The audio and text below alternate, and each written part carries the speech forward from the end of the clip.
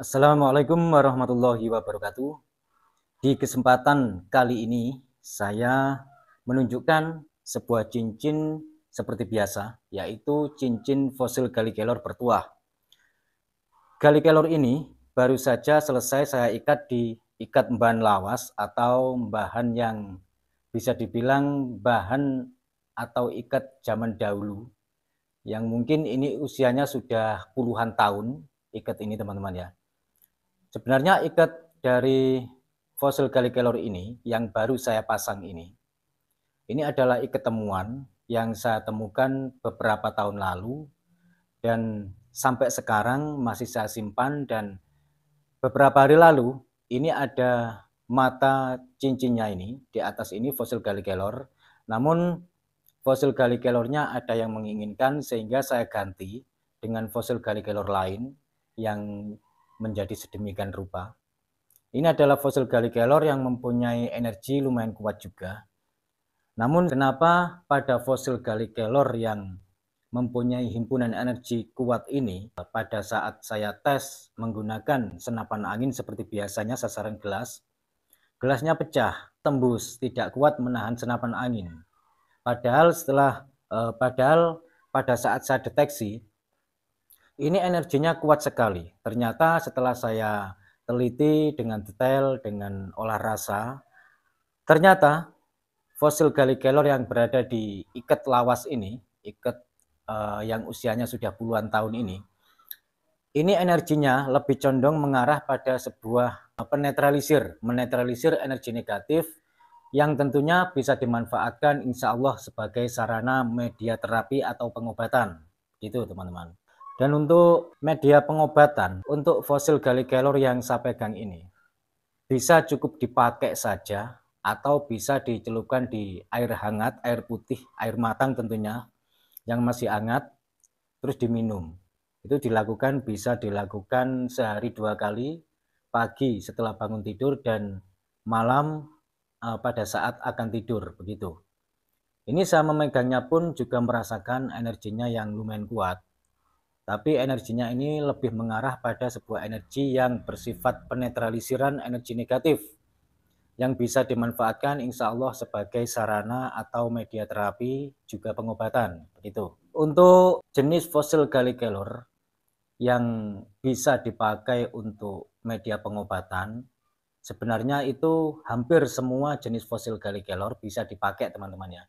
Hanya setiap fosil Gallikelor itu mempunyai energi yang frekuensinya berbeda, agak sedikit berbeda. Ada yang lebih kuat mengarah pada sebuah kewibawaan, pengasihan, proteksi. Juga ada yang lebih kuat mengarah pada sebuah penetralisir energi negatif. Lalu apa hubungannya untuk menetralisir energi negatif dengan terapi atau pengobatan? Ya perlu sahabat-sahabat ketahui bahwasanya 90% penyakit itu datang berawal dari non-medis. Non-medis yaitu energi negatif yang ada di sekitar kita, yang mempengaruhi kita, hingga menempel ke bagian-bagian tubuh kita tertentu, sehingga lama-kelamaan bisa meresap dan masuk ke dalam tubuh kita, semakin lama semakin mengendap, akan berpengaruh juga pada fisik kita atau berdampak ke fisik kita, sehingga penyakit tersebut sampai merambah ke penyakit medis. Untuk jenis fosil Gallikelor yang bisa dipakai sarana atau yang bisa dipakai media untuk pengobatan atau terapi, itu adalah jenis fosil Gallikelor yang tentunya energi secara alam yang terkandung pada fosil Gallikelor tersebut, tentunya pada fosil Gallikelor yang energinya lebih mengarah pada sebuah energi yang menetralkan energi negatif, sehingga bisa dimanfaatkan sebagai sarana pengobatan. Lalu apakah media pengobatan yang kita pakai itu yang berasal dari fosil Gallikelor itu cukup ampuh? Belum tentu teman-teman. Karena apa? Tingkat keluhan dari seseorang yang menderita sebuah penyakit apapun itu juga bertingkat-tingkat, dan juga dari energi fosil Gallikelor pun juga bertingkat-tingkat.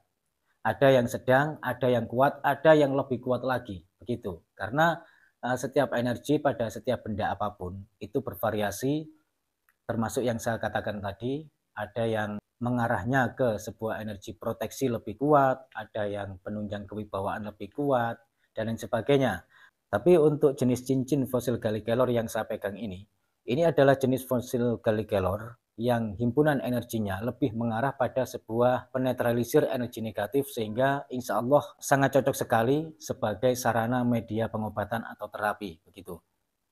Tentunya juga bisa untuk sarana untuk menambah kekebalan tubuh kita agar tidak mudah terserang penyakit, karena tidak sedikit dari sahabat-sahabat yang saya ketahui, sahabat-sahabat saya juga, menurut pengalaman pribadi saya yang saya lihat dengan mata kepala saya sendiri, ada juga yang sering mengeluh sering masuk angin, ada juga yang sering mengeluh kepalanya pusing, ada juga yang sering mengeluh bagian tubuhnya itu sering kaku dan lain sebagainya. Secara medis itu sudah pasti yang berkaitan dengan seluruh organ-organ fisik kita yang melemah, intinya begitu, sehingga kita tidak tahan menghadapi angin dingin, efeknya akan mudah masuk angin, otot-otot kaku, jaringan saraf-saraf juga, peredaran darah juga kurang lancar dan lain sebagainya, begitu. Itu pun juga perlu dinetralisir dari energi negatif yang berada di sekitarnya, sehingga jika energi negatif yang berada di sekitar kita itu setidaknya sedikit menetralisir, sehingga tubuh kita tidak mudah terserang penyakit. Lalu untuk yang mempunyai keluhan non medis, apakah bisa? Tentu saja bisa, dan di sini saya tidak mengatakan 100% ampuh, karena sebagai manusia kita hanya bisa ikhtiar dan berusaha. Dan ini juga termasuk salah satu dari sekian banyak ciptaan Tuhan yang insya Allah bermanfaat sebagai sarana untuk kita sebagai manusia yang diciptakan sebagai makhluk yang paling sempurna dibanding makhluk lain, sehingga kita bisa memanfaatkan sedemikian rupa, memanfaatkan sebaik-baiknya apa yang telah diciptakan oleh Tuhan di muka bumi ini. Ya, sekian dulu dari saya, kurang lebihnya saya mohon maaf, cuma itu yang bisa saya sampaikan. Wassalamualaikum warahmatullahi wabarakatuh. Rahayu, salam budaya.